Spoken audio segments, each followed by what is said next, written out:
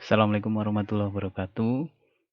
Pada kesempatan kali ini saya akan menjelaskan konsep tentang pemanfaatan ultrasonik dalam bidang kedokteran. Ya, sebagaimana kita tahu, di dalam dunia kedokteran, gelombang ultrasonik sudah banyak dimanfaatkan baik dalam proses diagnostik maupun proses penyembuhan penyakit. Ya.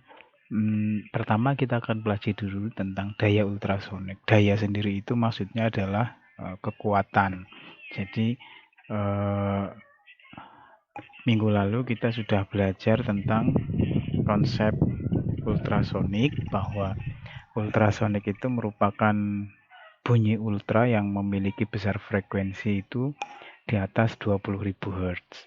Jadi ultrasonik merupakan salah satu contoh gelombang ultrasonik yang frekuensinya di atas 20.000 Hz. Dalam pemakaiannya, frekuensi gelombang ultrasonik itu digunakan menyesuaikan kebutuhan. Artinya misalnya untuk diagnostik, maka frekuensi yang digunakan sekian. Untuk proses penyembuhan, maka tentunya frekuensi yang digunakan juga berbeda dengan proses kebutuhan diagnostik. Nah, di sini berdasarkan data untuk kebutuhan diagnostik, frekuensi yang digunakan itu antara 1 sampai 5 MHz. Nah, dayanya sekitar 0,01 watt per cm persegi. Kemudian untuk kebutuhan pengobatan, dayanya itu 1 watt per cm persegi. Jadi lebih besar daya yang digunakan untuk proses pengobatan daripada proses diagnostik, karena misalnya untuk proses perusakan jaringan kanker, daya yang digunakan lebih besar, yaitu 1000 watt per cm persegi. Jadi sekali lagi, daya itu berkaitan dengan kekuatan, power ya. Maka dalam pemakaiannya gelombang ultrasonik, dayanya harus disesuaikan dengan jenis kebutuhannya.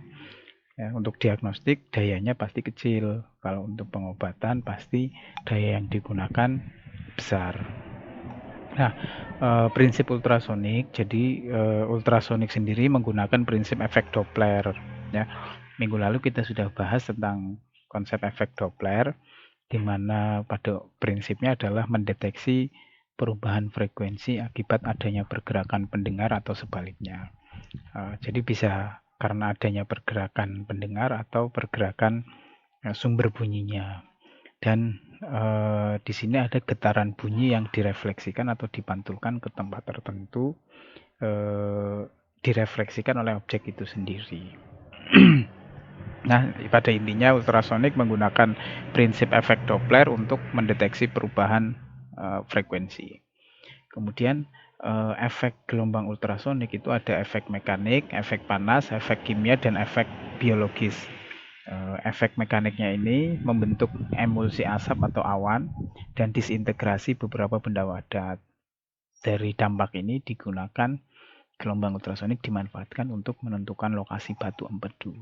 Yang kedua, efek panas. Jadi sebagian gelombang ultrasonik yang dipantulkan oleh objek, sebagian lagi gelombang itu diserap oleh objek tersebut dan diserap dalam bentuk energi panas. Ya, gelombangnya diubah dalam bentuk energi panas.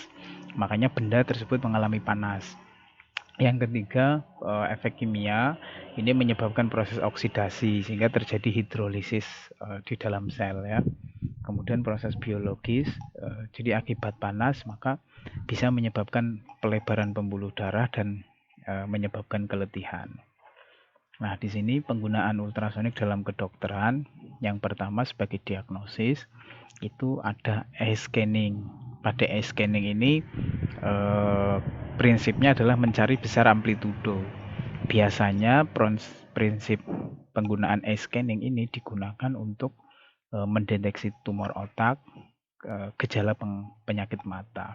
Prinsipnya seperti ini. Jadi alatnya itu tidak digerakkan tapi diam seperti ini, kemudian memancarkan gelombang ya melalui transducer. Di sini transducer yang menghasilkan gelombangnya, lalu dipancarkan, kemudian mengenai objek, lalu dipantulkan lagi mengenai transducer sehingga bisa terekam bagaimana objek-objek apa yang ada di dalam benda ini, yang ada di dalam ruangan ini. Ya, pada prinsipnya seperti itu. Misalnya ada tumor, maka frekuensi yang ditangkap di sini akan menjadi berbeda karena gelombang yang dipancarkan di sini mengenai suatu objek. Nah, kemudian yang kedua dalam pelengkap diagnosis digunakan base scanning. Ya. Nah, base scanning ini prinsipnya sama dengan eye scanning, hanya saja kalau pada base scanning transdusernya digerakkan. Ini digerakkan, digoyang-goyang ke kanan dan kiri. Contoh kalau dilihat dari gambar ini ya. Dan di transducer ini, di base scanning ini bisa menghasilkan gambar 2 dimensi. Nah, biasanya base scanning ini digunakan untuk memperoleh informasi struktur dalam dari tubuh manusia, misalnya hati, lambung, usus. Nah, bisa untuk mendeteksi kehamilan usia 6 minggu, mendeteksi kelainan uterus atau kandung peranakan, serta mendeteksi kasus-kasus pendarahan normal. Ya, seperti ini ya prinsipnya. Jadi ini transducer, pemancar gelombangnya dipancarkan mancar gelombang ultrasonik. Karena ini digerak-gerakan, maka bisa menghasilkan gambaran 2 dimensi. Kalau yang eye scanning itu dia diam seperti ini, gelombang dipancarkan lalu dipantulkan kembali. Ya. Lalu berikutnya adalah M scanning. Nah, kalau ini biasa dipakai untuk USG ya. Biasanya digunakan untuk memperoleh informasi gerakan alat-alat.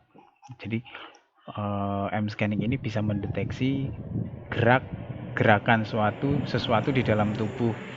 Ya, makanya bisa digunakan untuk mendeteksi besar kecepatan aliran darah. Bisa juga digunakan untuk USG janin yang ada di dalam tubuh. Seperti itu. Gerakan jantung juga bisa diukur menggunakan M scanning. Bisa juga untuk mendeteksi gejala timbunan zat cair di dalam darah. Nah, berikutnya untuk pemanfaatan gelombang ultrasonik dalam bidang pengobatan. Kalau tadi hanya sekedar mendiagnosis.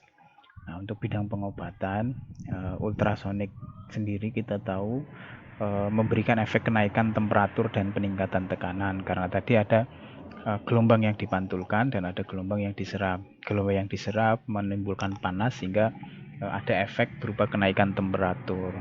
Nah, efek ini timbul karena jaringan mengabsorpsi energi bunyi atau menyerap energi bunyi gelombang ultrasonik, sehingga ultrasonik dapat dipakai sebagai diatermi atau pemanasan. Yang kedua, ultrasonik dapat dipakai untuk menghancurkan jaringan kanker. Dari energi panas tersebut, ultrasonik bisa digunakan untuk menghancurkan jaringan kanker. Nah, di sini pada penderita Parkinson, ya, biasanya penggunaan ultrasonik dalam pengobatan sangat berhasil. Namun untuk memfokuskan bunyi ke arah otak itu sangat sulit dilakukan. Yang ketiga adalah pada penyakit Meniere, di mana keadaan penderita kehilangan pendengaran dan keseimbangan. Apabila diobati dengan ultrasonik, dikatakan 95% itu berhasil baik. Tapi ultrasonik di sini menghancurkan jaringan-jaringan yang ada di dekat telinga karena efek panas tadi. Ya, ada pertanyaan biasanya untuk USG apakah berbahaya pada janin? Nah, ya kalau energinya sesuai, dayanya yang digunakan sesuai dengan prinsip, ya pada hakikatnya tidak berbahaya, tetapi alangkah baiknya proses USG itu tidak dilakukan secara terus-menerus karena pada dasarnya dalam proses USG itu memancarkan gelombang ultrasonik. Ya, gelombang ultrasonik itu memancarkan energi. Si janin bisa menyerap panas dari energi tersebut ya. Kalau tidak kuat, misalnya karena kondisi fisik atau apa di dalam janin kan berbeda-beda, maka dalam perkembangan janinnya itu bisa menghambat perkembangannya. Makanya proses USG biasanya jangan dilakukan di awal-awal kehamilan, ya, karena bisa dapat berdampak pada proses perkembangan janin di awal kehamilan. Baik, demikian yang bisa saya sampaikan. Terima kasih. Assalamualaikum warahmatullahi wabarakatuh.